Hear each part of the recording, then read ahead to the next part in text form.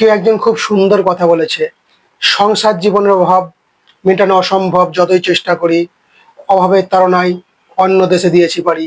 দিন যত বাড়ছে দায়িত্বের বোঝা বাড়ছে, চক্রবৃদ্ধি হারে ঘরের মানুষ বোঝে না, বোঝাবো টাকারে। হাই বন্ধুরা, আমি রাকেশ আপনাদের কাছে নিয়ে এসেছি একটি ছোট্ট ভিডিও। এক ফলওয়ালা রাস্তার ধারে ফল বেচছিল। তার কাছে একটি ছেলে মেয়ে আসে, তারা স্বামী স্ত্রী ছিল। মেয়েটি কি করলো, কলার এক ছড়া কলা থেকে একটা কলা ভেঙে নিল। এবার ছেলেটি কি করলো, তার স্ত্রীকে কলাটা না বলে নেওয়ার জন্য তাকে অনেক কথা বললো। তখন ফলওয়ালা বলল, আরে বাবু ঠিক আছে, একটা তো কলা নিয়েছে। তখন ছেলেটি বলে, এখন হয়তো তুমি কিছু বলছো না, যখন ও একা আসবে আর যখন ও এরকম ব্যবহার করবে তখন তো অন্য লোক বা অন্য ফলওয়ালা তখন তোকে উল্টো পাল্টা বলতে পারে। তখন সবার সামনে মেয়েটিকে এইভাবে বলার কারণে মেয়েটি রাগ করে বাড়ি চলে যায়। তারপর ছেলেটি ফল নিয়ে, তার 100 টাকা হয়, সে 500 টাকা দেয় ফলওয়ালাকে। ফলওয়ালা তাকে পকেট থেকে 400 টাকা বের করে দিয়ে দেয়। তারপরে সেই টাকা নিয়ে ছেলেটি বাড়ি চলে আসে।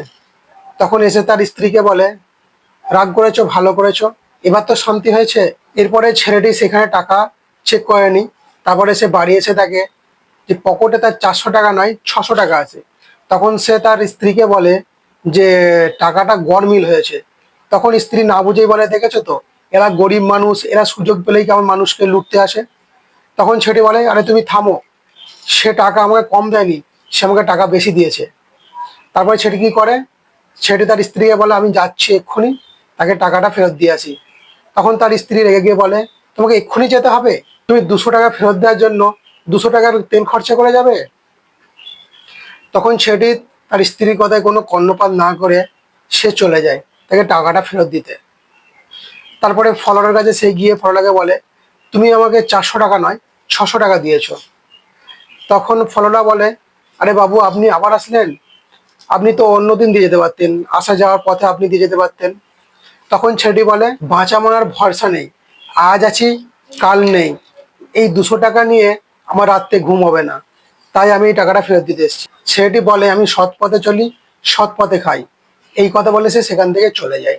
তখন ফলওয়ালার বউ ফলকে বলল যে, বাবু খুব সুন্দর কথা বলেছে, জীবনের কোনো ভরসা নেই, আজ আছি কাল নাই। তখন ফলওয়ালার হঠাৎ করে একটা কথা মনে পড়ে যায় যে এর আগে একটা ছেলে ছিল ফল কিনতে, সে 200 টাকার ফল কিনে 500 টাকা দিয়েছিল। ফলওয়ালা সেটা খেয়াল করেনি, তখন তাকে উল্টো পাল্টা বলে তাড়িয়ে দেয়। সে ঠিকই বলেছিল যে ফলওয়ালাকে সে 500 টাকা দিয়েছিল, কিন্তু ফলওয়ালা তাকে 300 টাকা না ফেরত দিয়ে তাকে অনেক কথা বলে পাঠিয়ে দেয়। সেই হিসাবে ফলওয়ালা নিজের মনে মনে খুব পস্তাচ্ছিল। সে ভাবছিল সেটা ঠিকই বলছিল। তখন সে তার বউকে বলে, তুমি ফলের জায়গাগুলো দেখো, আমি এই টাকাটা তাকে ফেরত দিয়ে আসছি। এই বলে ফলওয়ালা তাকে টাকাটা ফেরত দিয়ে চলে আসে। সেই ছেলেটি যখন বাড়ি যায়, তার বউ তাকে বলে যে, খুব মহান হয়ে গেছো তো, হ্যাঁ তোমার খুব নাম হয়েছে, তুমি কি টাকা ফেরত দিয়ে এসছো, হ্যাঁ 200 টাকার জন্য তুমি 200 টাকার তেল খরচা করে গেছো।